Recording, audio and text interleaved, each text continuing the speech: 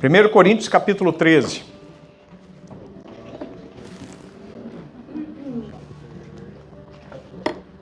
Nós vamos ler a partir do verso 1.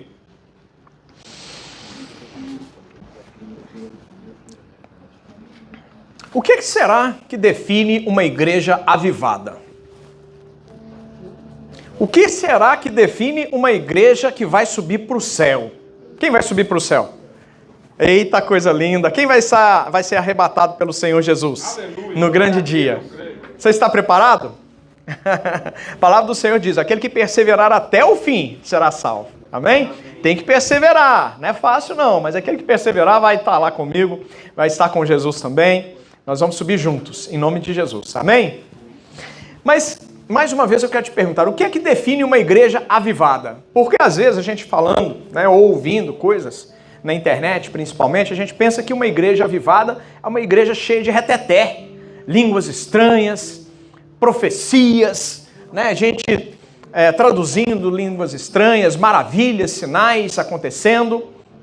Qual é, na concepção de Jesus, uma igreja avivada? Será que é isso mesmo?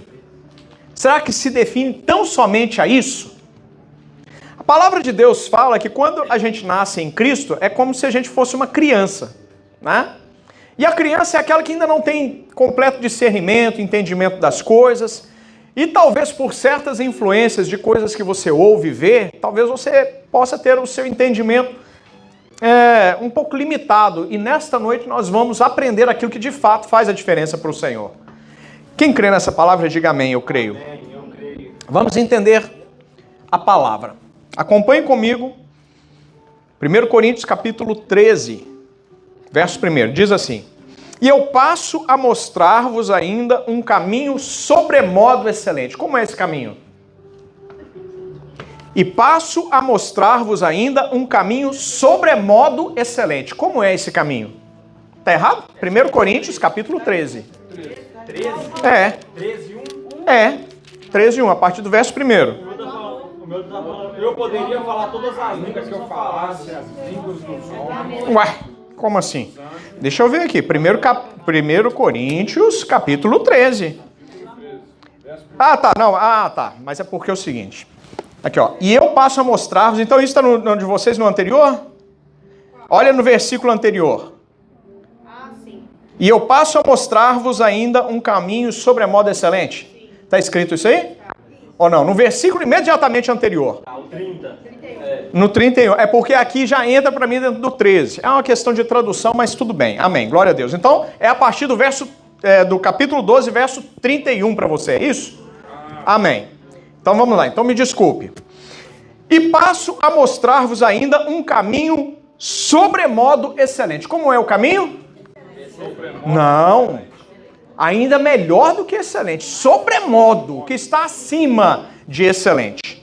E diz assim: ainda que eu fale a língua dos homens e dos anjos, se não tiver amor, serei como bronze que soa ou como símbolo que retine. Ainda que eu tenha o dom de profetizar e conheça todos os mistérios e toda a ciência, ainda que eu tenha tamanha fé a ponto de transportar montes, se não tiver amor, nada serei. Vou repetir essa última parte. Ainda que eu tenha tamanha fé a ponto de transportar montes, ou seja, provocar o céu de tal forma a fazer com que maravilhas se manifestem na terra. Se não tiver amor, nada serei. Continuando, verso 3. E ainda que eu distribua todos os meus bens entre os pobres, e ainda que eu entregue o meu próprio corpo para ser queimado, se não tiver amor, nada disso me aproveitará. Interessante, né? Continuando, verso 4. O amor é paciente, o amor é benigno, o amor não arde em ciúmes, não se ufana, não se ensoberbece, não se conduz inconvenientemente, não procura os seus interesses, não se exaspera, não se ressente do mal, não se alegra com a injustiça, mas regozija-se com a verdade. Tudo sofre, tudo crê, tudo espera, tudo suporta. O amor jamais acaba, mas, havendo profecias, desaparecerão. Havendo línguas, cessarão. Havendo ciência, passará. Porque em parte conhecemos e em parte profetizamos.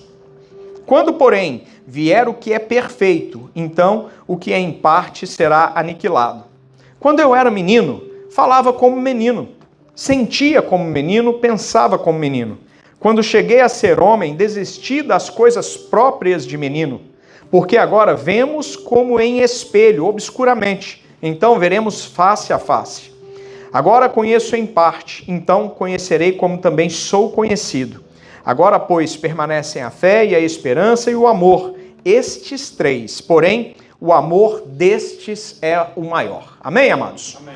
Deixa a sua Bíblia aberta. Feche seus olhos. Pai, esta é a tua palavra, perfeita, boa, agradável. Te pedimos, meu bom Deus, que o Senhor venha se revelar cada vez mais para nós, mais uma vez, nesta noite, que nós possamos alcançar o terceiro céu e encontrar o teu desejo, a tua vontade para as nossas vidas. Em nome de Jesus, abre o nosso entendimento espiritual e que a partir de agora nós possamos, meu bom Deus, aprender tudo o que o Senhor deseja para as nossas vidas como cristãos e como igreja, em nome de Jesus. E quem concorda diz? Queridos, nós estamos aqui lendo talvez um dos trechos mais importantes da palavra de Deus, da Bíblia Sagrada, que é a carta de Paulo à igreja de Corinto. Não sei se você conhece um pouquinho sobre geografia bíblica, sobre história bíblica. Inclusive, se você não conhece, venha nos cultos, nos estudos de quarta-feira, porque nós estamos fazendo agora um panorama da Bíblia. Nós vamos conhecer um pouquinho do Antigo Testamento, do Novo Testamento, e a primeira aula já foi quarta-feira passada, está sendo uma bênção. Tenho certeza que vai ser bênção na sua vida. Amém? A igreja de Corinto era uma igreja complicada. E eu até acredito que a igreja de Corinto ela era bem parecida com a igreja dos dias de hoje. Uma igreja problemática, uma igreja cheia de mimimi, pessoas divididas dentro da própria igreja, pessoas idolatrando pessoas dentro da igreja, pessoas discutindo coisas fúteis que não tinham nenhuma relação com salvação, como, por exemplo, dons. Quais eram os dons mais importantes? Os dons de fazer milagres, os dons de curar, dons de falar em línguas, de traduzir. As pessoas estavam preocupadas com isso, ao invés de se preocupar com o que havia de mais importante, que é ter Jesus, a presença de Jesus nas suas vidas. E olha que interessante, dentro da igreja as pessoas estavam confusas. E aqui eu começo já a entender e aprender algo muito importante para as nossas vidas, que nós precisamos ficar ligados. Que mesmo estando dentro da igreja, nós podemos estar confusos com relação às nossas prioridades. Agora imagina as pessoas que estão fora da igreja. Imagina aquelas pessoas que foram contaminadas por Satanás a tal ponto que elas se sentem autossuficientes para estar fora da igreja, o que denominou-se desigrejado, estar desigrejado e ainda assim achar que está protegido, que conhece só pelo fato de ler a palavra de vez em quando é suficiente para estar preparado e resistir a todas as artimanhas, mentiras e enganos de Satanás. Se dentro da igreja já acontecem problemas, imagina fora da igreja. Amados, não se engane. Você que está me ouvindo, você que está aqui essa noite, o melhor lugar ainda é estar na igreja, na presença de Deus, entre os irmãos. A palavra do Senhor diz que nós precisamos congregar. Apesar de todos os problemas que existem aqui dentro, e todo mundo sabe disso, inclusive Deus sabe desses problemas, a igreja ainda é o lugar mais seguro. Porque quando nós andamos juntos, quando nós estamos em igreja, nós somos mais fortes. Sabia disso? A palavra do Senhor nos revela que sozinhos nós somos templo e habitação do Espírito Santo. E por si só isso já é maravilhoso. Quem entende essa palavra, diga amém. Amém. Você sabia que você é templo e habitação do Espírito Santo? Amém. Significa que uma vez que você aceita Jesus, que você levantou sua mão, recebeu Jesus como Senhor e Salvador, Senhor, ou seja, Ele manda em você, e Salvador da sua vida, único e exclusivo. Uma vez que você passa pelas águas do batismo, imediatamente você se torna templo e habitação do Espírito de Deus. Por isso que a palavra do Senhor diz que o último templo, a última casa, a glória da última casa será maior do que a primeira. Você é casa do Senhor. Não há nada mais importante, nada mais precioso para Deus, nada mais caro para Deus do que a sua presença. Amém. Na presença dele. Foi por esse motivo que Jesus veio, para nos resgatar. Quem entende essa palavra, diga amém. Amém. Mas entenda, enquanto sozinho na sua casa, você é apenas templo. Você está desprotegido, você não tem acesso a essa palavra, você não tem essa comunhão com os irmãos, mas a palavra do Senhor diz que é a igreja do Senhor Jesus que tem força para enfrentar as portas do inferno, sabia disso? A ação do inimigo nas nossas vidas. Sobre a minha igreja não prevalecerá as portas do inferno. É o que diz a palavra. Não é sobre o templo, mas é sobre a igreja. Diga para a pessoa que está do seu lado. Não fique sozinho dentro de casa. Amado, sozinho, soldado sozinho é soldado ferido. Sozinho a pessoa tem muito mais chance de cair. Sozinho a pessoa tem muito mais chance de errar, de se perder. Uma tropa nunca vai sozinha para a guerra. Vai o general à frente, vai toda a estratégia à frente e atrás vem os soldados. Você está entendendo essa palavra? Aleluia. Sozinho, nós somos presas fáceis para a ação do inimigo. Mas em igreja, nós somos muito fortalecidos. Amém?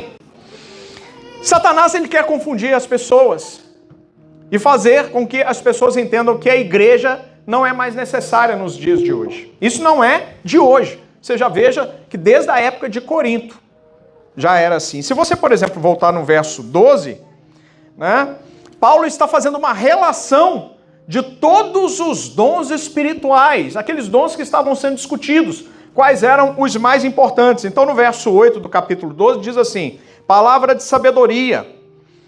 Fala também sobre a palavra de conhecimento, sobre dons de curar, no verso 9, sobre operações de milagres, discernimento de espírito, variedade de línguas e outra capacidade de interpretá-las. Olha só, bênçãos e presentes que o Senhor havia dado para a igreja de Corinto estava gerando confusão.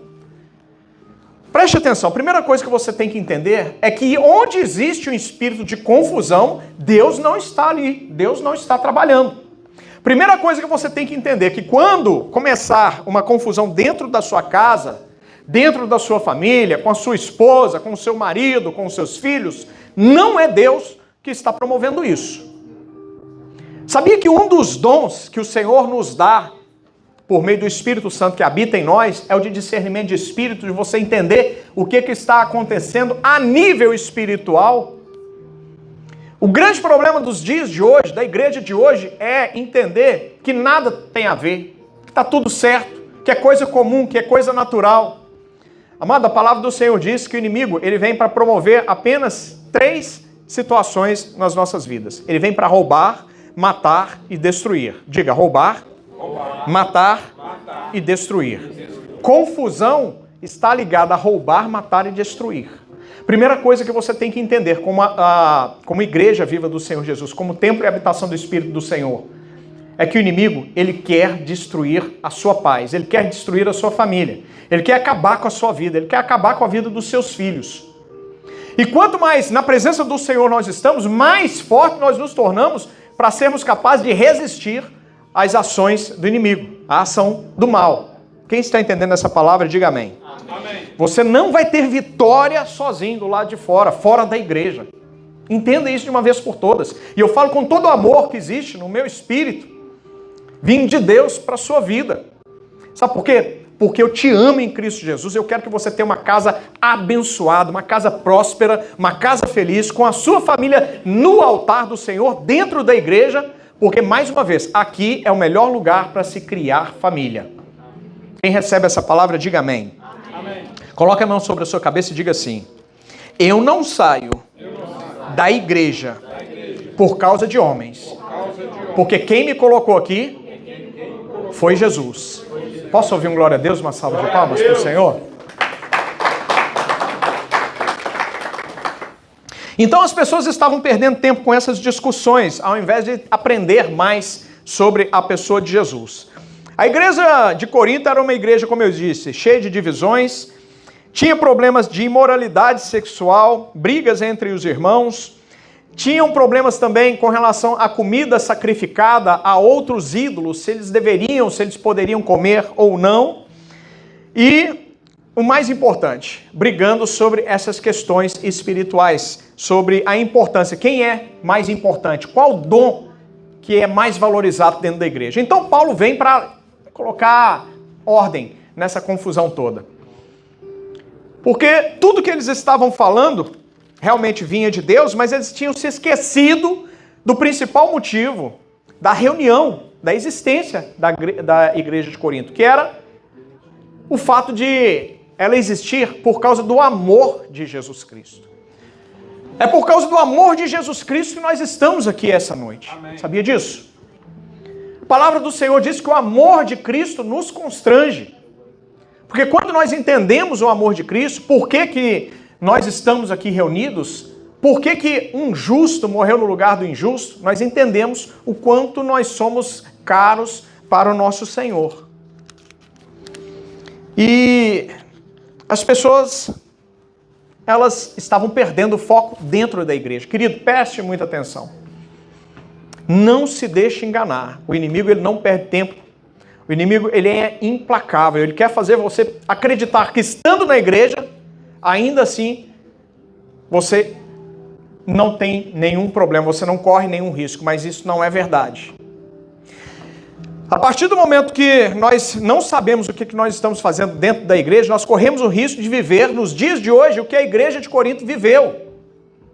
Quem está entendendo, diga amém. Amém. Todas as vezes que você vem para o culto porque alguém teve que insistir com você para vir, é porque você talvez ainda não tenha entendido o que é o fato de estarmos aqui, o motivo pelo qual nós estamos aqui. E Paulo está dizendo o seguinte: não importa o que você faça, fora da igreja ou dentro da igreja. Se os dons que Deus te deu não tiverem relacionamento com o amor de Cristo, e amor significa entendimento, não vale absolutamente nada. Não interessa se você é capaz de fazer um cego enxergar, não interessa se você é capaz de fazer um mudo falar. Se você faz isso sem entendimento do significado do amor, não vale de absolutamente nada. Quem está entendendo, diga amém. Amém. O amor é o dom mais precioso que nós temos. E a primeira pergunta que eu fiz para você antes de começar a palavra foi se você sabia o que mais caracteriza uma igreja avivada segundo o entendimento do Espírito Santo, segundo o entendimento de Jesus. E é justamente, talvez, o que mais esteja faltando nos dias de hoje, o amor. Nós precisamos aprender a manifestar o amor de Cristo dentro da igreja. Nós precisamos aprender a manifestar o amor de Cristo fora da igreja. Porque o que a gente mais vê também são pessoas que dentro da igreja são extremamente fiéis, são extremamente espirituais, mas chega no trabalho, dão um testemunho completamente diferente daquele que aprende e vive dentro da igreja. E isso é muito sério, muito importante. Nós precisamos ficar atentos para que nós não venhamos a cair em armadilhas preparadas pelo inimigo. Porque uma das coisas mais importantes que nós precisamos mostrar lá fora é justamente a mensagem de amor de Jesus Cristo. E quando eu digo que a mensagem de amor de Jesus Cristo é o mais importante, é porque Paulo está nos mostrando a respeito disso. Não há outra maneira de aprendermos sobre o verdadeiro amor a não ser pela vida de Jesus Cristo, pelo sacrifício de Jesus. E este amor do capítulo 13 de 1 Coríntios é um amor completamente diferente do que a grande maioria possa estar pensando nesse momento. Porque esse amor, no original grego, ele é traduzido como ágape. E o amor ágape, ele significa amor totalmente desinteressado. Sabia disso? Amor totalmente sacrificial. Quando nós agimos em amor lá fora, muito mais lá fora do que aqui dentro. com essa visão de amor ágape, amor sacrificial, de entrega a favor do outro, totalmente desinteressado do que eu possa conseguir de volta, do que eu possa conseguir como pagamento, nós aí estamos de fato vivendo a igreja que o Senhor Jesus pregou. Quem está entendendo, diga amém. Amor ágape significa você se entregar pelo outro, você fazer pelo outro sem esperar nada em troca. Essa é a principal característica de uma igreja realmente avivada. Os dons espirituais são importantes? É claro que são bíblicos, mas existe um dom que é ainda mais excelente do que o falar em línguas. Quando eu converti, eu tinha um negócio na minha cabeça, porque eu não falava em línguas estranhas de jeito nenhum. E aquilo me deixava sem saber, mas eu já não sou templo e habitação do Espírito Santo? Por que todo mundo fala em línguas, menos eu? Aí eu comecei a questionar ao Senhor a respeito disso, comecei a buscar na palavra, e em uma das leituras, o Espírito do Senhor me trouxe justamente para 1 Coríntios capítulo 13. Eu estava já adiantado da minha leitura bíblica, tinha passado pelo capítulo 12 e vi, onde aqui no capítulo 12 fala sobre as línguas estranhas, capacidade de interpretá-las, variedade de línguas, está no verso 10 do capítulo 12. Variedade de línguas é a outra capacidade para interpretá-las.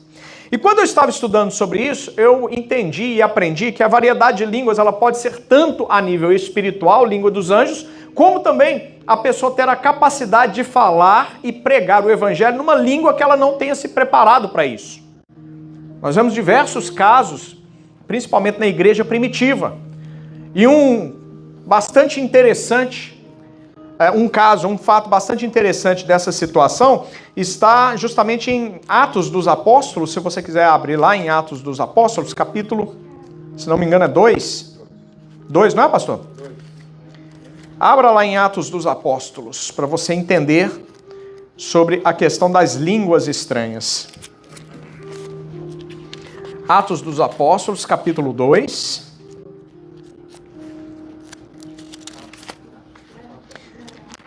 Uma ilustração. Atos, capítulo 1. Em Atos, capítulo 1, verso 8, diz assim, Jesus declarando, recebereis poder e vai descer sobre vós o Espírito Santo. E serei minhas testemunhas, tanto em Jerusalém como em toda a Judéia e Samaria, até os confins da terra. E as pessoas ainda não entendiam o que era o Espírito Santo, ou quem era o Espírito Santo. E no capítulo 2, a partir do verso 6, agora eu estou em Atos capítulo 2, verso 6, diz assim, quando, pois, se fez ouvir aquela voz, afluiu a multidão que se possuiu de perplexidade, porquanto cada um os ouvia falar na sua própria língua. Verso 7, estavam, pois, atônitos e se admiravam, dizendo, vede, não são porventura galileus todos esses que aí estão falando? E como os ouvimos falar cada um na nossa própria língua materna? Era o Espírito Santo manifestando poder ali, confirmando aquilo que Jesus já havia dito. Porque seria impossível a pessoas simples, a pessoas não letradas, iletradas, falarem em outras línguas. Então, o poder de Deus estava se manifestando ali. E eu perguntava, Senhor, eu quero fazer isso também. Eu quero ter esse poder, eu quero receber mais desse poder. Passei pelo capítulo 12 e cheguei no capítulo 13. Aí Paulo começa dizendo, olha, você ouviu aqui sobre os dons espirituais, eu vou te falar sobre algo ainda maior, mais importante e que tem mais valor para o reino. Porque as pessoas elas podem fazer todas essas manifestações espirituais, se fizer sem entendimento, se fizer por fazer, se fizer para aparecer para a igreja ou para chamar a atenção de Deus, está errado. Porque se fizer sem amor, não tem validade nenhuma. O que é que você está fazendo hoje? Talvez dentro da igreja, mas esteja fazendo porque outras pessoas fazem ou dizem para você fazer, porque você está fazendo sem entender, ou seja, sem amor. Você não entendeu que tudo que faz para Deus, tudo que você faz para o outro, dentro da igreja ou fora da igreja, tem que ser por amor ágape, incondicional, sem condição nenhuma, sem esperar paga nenhuma, sem esperar reconhecimento. Querida, a palavra do Senhor diz que o nosso reconhecimento vem do Senhor. Ainda que ninguém esteja vendo, sempre você estará debaixo dos olhos poderosos do Senhor. E se nós cremos no poder de Deus, se nós cremos que o Senhor, Ele está conosco o tempo todo, você pode ter certeza, Ele sabe de tudo que você está fazendo. Aqui dentro da igreja, fora da igreja. Com outras pessoas presenciando ou sozinho em casa. Deus está com os olhos dele o tempo todo sobre a sua vida. E dos olhos dele nada escapa. Coloque a sua mão sobre a sua cabeça e diga assim: a partir de hoje, tudo que eu fizer, eu vou colocar o amor de Deus. Amado, a palavra do Senhor diz exatamente isso. Tudo que você fizer, faça como se estivesse fazendo para Deus.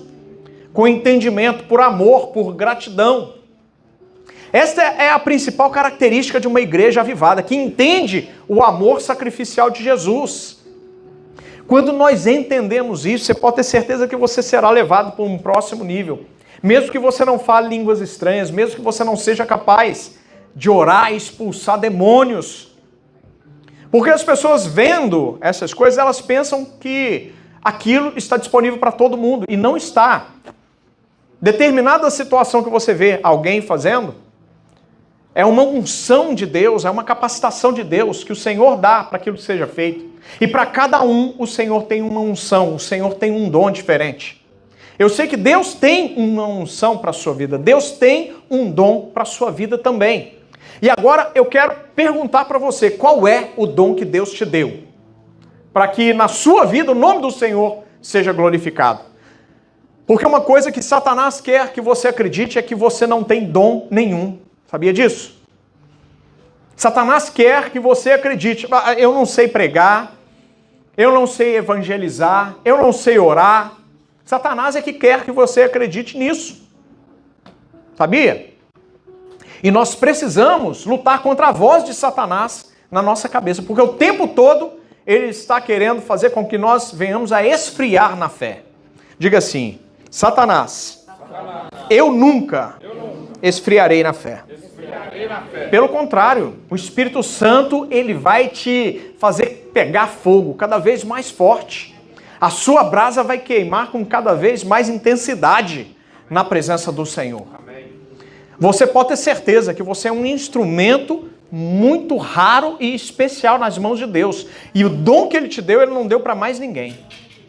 A maneira que você falar sobre Jesus para outras pessoas, você não vai ver mais ninguém falar. Sabia disso? Por isso que muitas vezes, quando nós franqueamos o altar para pessoas, principalmente pessoas que não têm muita experiência, uma das formas que o Senhor me deu para incentivar essas pessoas é dizer para elas, talvez você já tenha ouvido, que aquilo que eu vou ouvir de Deus, da boca dela, eu não vou ouvir de mais ninguém. E é justamente porque eu sei que cada um de nós tem esse dom especial, separado por Deus para servir na igreja. Feche os seus olhos. Qual é o dom que Deus te deu? Pergunte para o Espírito Santo: Senhor, qual é o meu dom? Para o que eu fui feito para glorificar o teu nome? Ou fui feita para glorificar o teu nome? Amado, talvez seja para falar para uma pessoa só que vai passar pela sua vida. Mas não perca a oportunidade de fazer aquilo que Deus te mandou fazer. Não deixa Satanás te confundir, muito menos te calar, muito menos tentar apagar ou impedir o seu dom, porque esse dom que Deus te deu, que o Espírito Santo está revelando para você aí agora, é um dom de excelência e ninguém vai fazer como você faz. Por isso que no início do culto, nós louvamos ao Senhor com o louvor raridade. Você é precioso para Deus. E aquilo que Ele te confiou só está nas suas mãos. Diga assim: eu não abro mão daquilo que Deus depositou nas minhas mãos. Agora vamos para um exemplo prático sobre o amor ágape. Se você tem a sua Bíblia aberta, vá agora para Lucas, capítulo 10. Porque muitas vezes a gente falando sobre o dom do amor, as pessoas ainda ficam sem saber exatamente como colocar esse dom em prática. Nós vamos aprender isso agora, neste instante. Quem encontrou Lucas capítulo 10, diga amém. Amém. Agora vá no verso 25. Que nós vamos aprender sobre o dom do amor na prática. É sobre isso que Jesus vai falar neste texto que nós vamos ler. Está escrito assim: E eis que certo homem, intérprete da lei, se levantou com o intuito de pôr Jesus à prova e disse-lhe: Mestre, que farei para herdar a vida eterna? Veja bem a pergunta. Senhor Jesus, o que eu posso fazer para herdar a vida eterna? Quantos querem herdar a vida eterna aqui? Amém. Existem dois requisitos muito importantes. O primeiro você já colocou em prática, que é justamente receber Jesus por Senhor e Salvador da sua vida. Quem já recebeu Jesus? Diga amém. Amém. Glória a Deus por isso. Mestre, que farei para herdar a vida eterna? Olha a pergunta capciosa, né, do entendido, do doutor da lei, do intérprete da lei. Então Jesus, que não era bobo nem nada, disse assim: que está escrito na lei? Como que você a interpreta? A isto Jesus respondeu. Aliás, quem perguntou foi Jesus e quem está respondendo é o intérprete da lei. Amarás o Senhor teu Deus de todo o teu coração, de toda a tua alma, de todas as tuas forças e de todo o seu entendimento. Olha só, na teoria estava tudo certo. Ele sabia o que ele deveria fazer. Aí Jesus lhe disse: respondeste corretamente, faze isto e viverás. Ele, porém, querendo justificar-se, perguntou a Jesus: agora, Senhor Jesus, quem é o meu próximo? Jesus prosseguiu dizendo: Jesus não deu uma resposta direta, mas Jesus já foi para o exemplo, para que ele pudesse entender do que estava sendo tratado, o que estava sendo falado ali. E Jesus contou uma parábola. Ele disse assim: certo homem descia de Jerusalém para Jericó e veio a cair em mãos de salteadores, os quais, depois de tudo lhe roubarem e lhe causarem muitos ferimentos, retiraram-se, deixando-o semi-morto. Casualmente, descia um sacerdote por aquele mesmo caminho e, vendo-o, passou de largo. Olha que interessante. Uma pessoa de dentro da igreja. Passou um sacerdote e viu uma pessoa que precisava de ajuda, ou seja, da manifestação do amor de Deus. A pessoa estava ali, ela havia sido roubada, a pessoa ela havia sido ferida, estava entre a vida e a morte, vem passando um pastor. Você está em pecado. Quer saber não, deixa Deus trabalhar ali. Amado, é muito sério isso.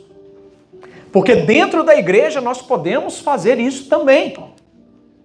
Porque a gente sabe qual é a cura, qual é a necessidade daquele que está caído, daquele que está ferido. E muitas vezes a gente se omite. A gente age como um religioso, a gente age como um líder religioso. Religioso é aquele que está aqui em cima falando: você deve fazer isso, você deve fazer aquilo outro. Você deve estar no culto todo domingo. Mas aquele que está pregando não faz nada daquilo. Sabe como Jesus chama esse tipo de pessoas? Esse tipo. E geralmente quando Jesus disse o que eu vou te dizer agora, ele estava falando com líderes, conosco, pastor. Com pessoas que estão à frente da obra, mas ninguém está livre de passar por uma situação dessa. Jesus olhava para os líderes e dizia assim: sepulcro caiado. Porque você está aparentando uma coisa muito linda por fora, mas por dentro você está todo podre. Você está aparentando certinho por fora, você está aparentando ser uma pessoa piedosa, uma pessoa que ama a Deus, mas por dentro você é o pior dos seres, é o pior das pessoas. Hipócrita. Olha como isso é sério. Nós vemos as necessidades das pessoas e não ajudarmos, nós corremos um sério risco de sermos chamados por Jesus de hipócrita. Quem está entendendo a palavra, diga amém. Amém. Jesus não para por aí. Verso 32. Semelhantemente, um levita descia por aquele lugar e vendo-o também passou de largo. Ou seja, uma outra pessoa que trabalhava dentro do templo.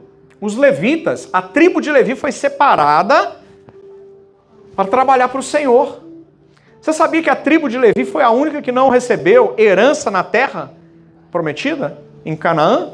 Eles não tinham herança, porque a herança deles, segundo o próprio Deus, era a presença do Senhor, o privilégio, a oportunidade de servir a Deus.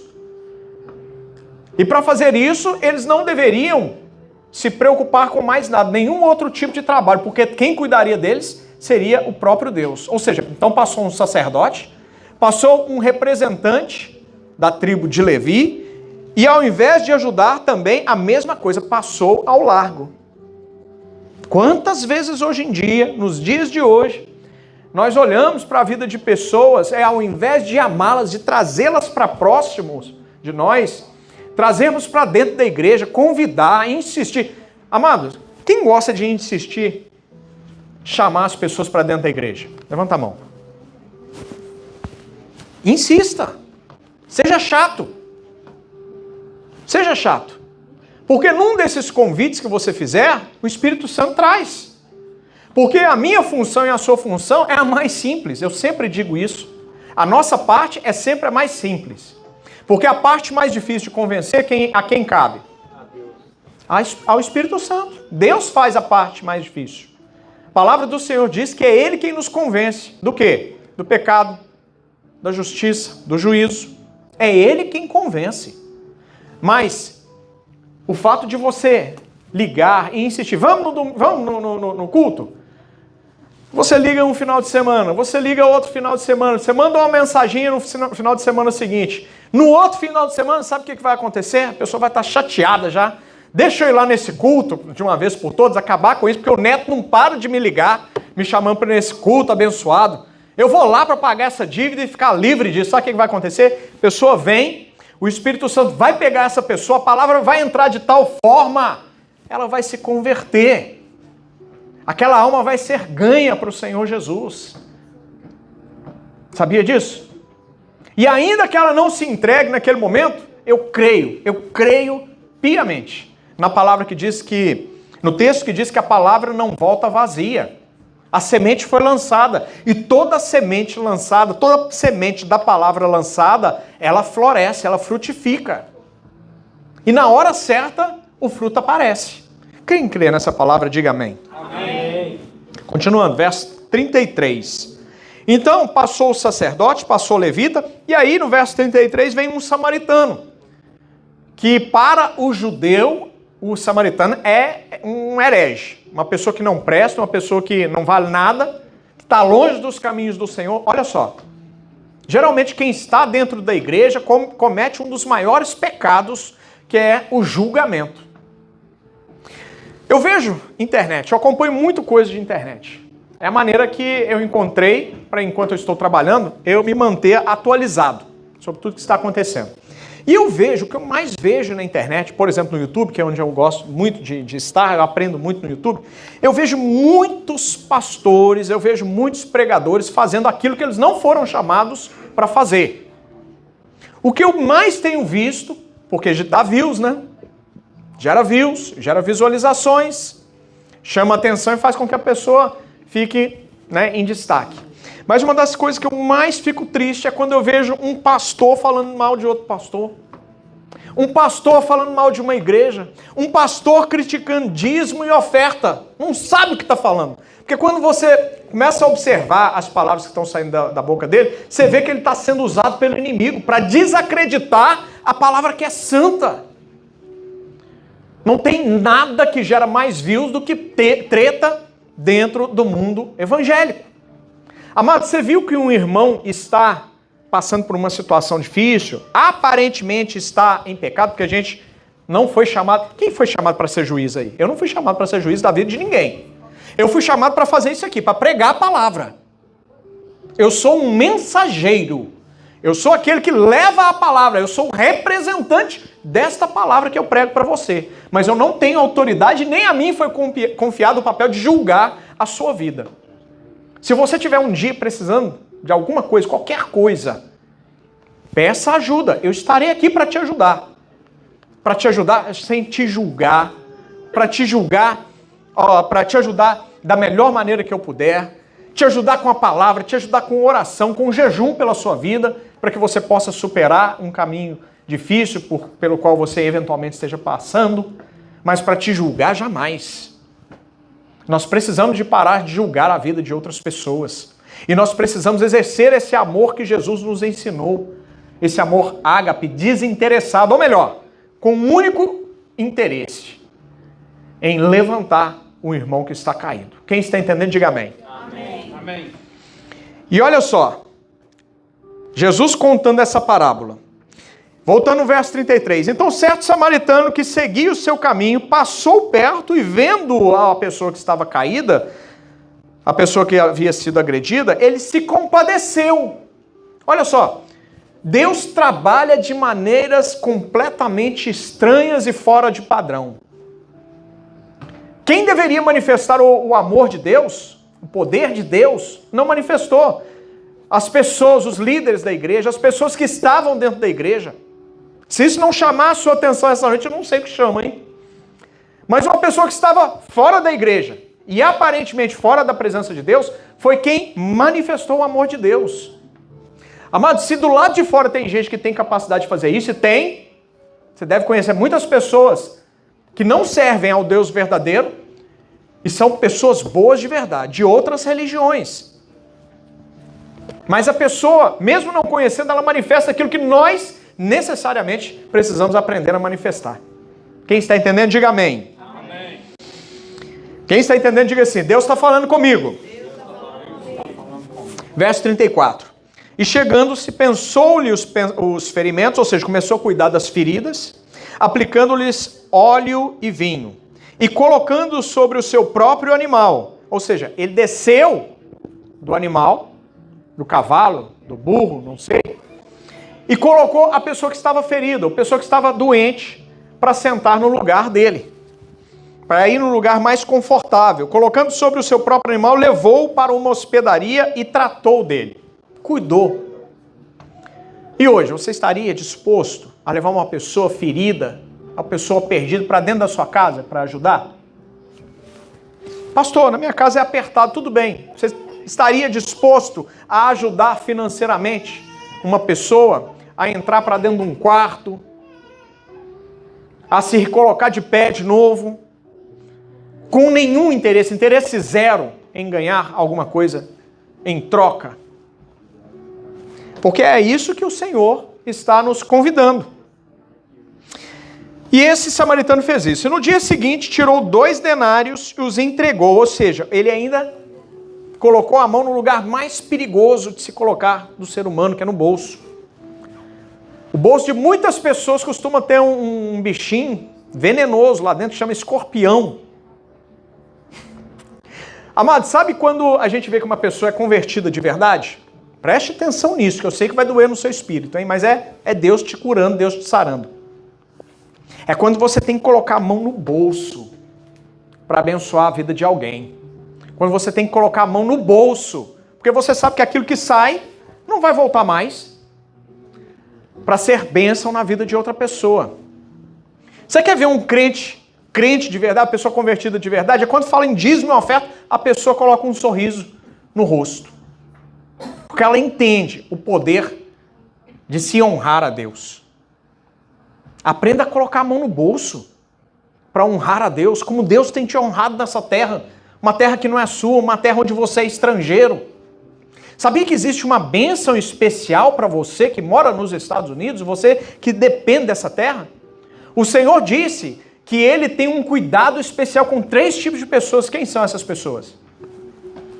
As viúvas, os órfãos e os estrangeiros. Deus cuida de você, amado. Deus cuida da sua casa. Deus cuida do seu casamento. Deus cuida dos seus filhos. Cuida no Brasil. Cuidou no Brasil enquanto você estava lá. E aqui Deus está cuidando muito mais. Sabe por quê? Porque Deus vê algo especial em você? Em mim? Não.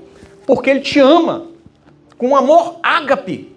Com um amor incondicional que não está esperando nada em troca. Nada de volta. E aqueles que aprendem o poder da honra ao Senhor, aqueles que aprendem o valor de honrar a Deus, surpreende o coração de Deus. Aqueles que aprendem a manifestar o amor de Cristo na vida de outras pessoas, surpreende o coração de Deus.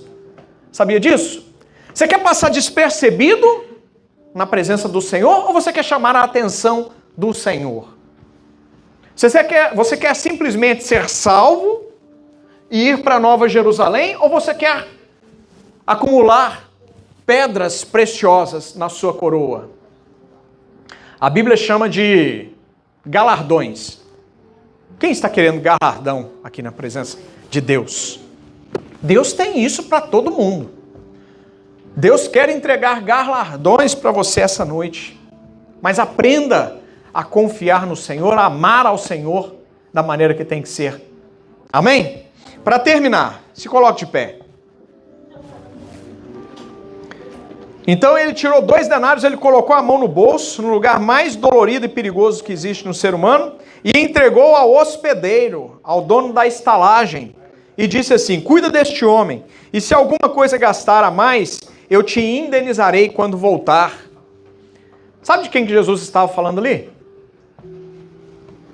Jesus estava falando de nós, para cuidarmos uns dos outros, e Paulo traduziu isso muito bem na passagem que nós lemos, de 1 Coríntios capítulo 13, quando ele falou sobre o amor sendo o maior dos dons, o mais importante, o mais excelente de todos. Se existem dons excelentes, ele é sobremaneira, sobremodo excelente. Quem está entendendo, diga amém. Amém.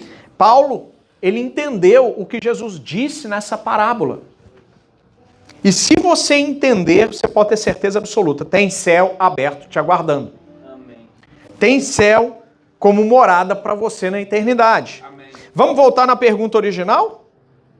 Mestre, o que farei para herdar a vida eterna? A gente fecha voltando no começo.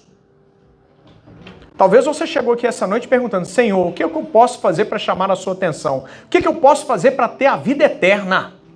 Deus está te dizendo: manifeste o amor que eu tenho por você e pelo outro. Feche seus olhos. Quero orar pela sua vida. E eu quero te convidar, você que tem um pedido especial, você que tem uma luta essa semana, uma situação para vencer, eu quero te convidar a sair do seu lugar e vir aqui à frente, que eu quero orar de uma maneira especial por você também. Feche seus olhos. Aleluia. Glória a Deus.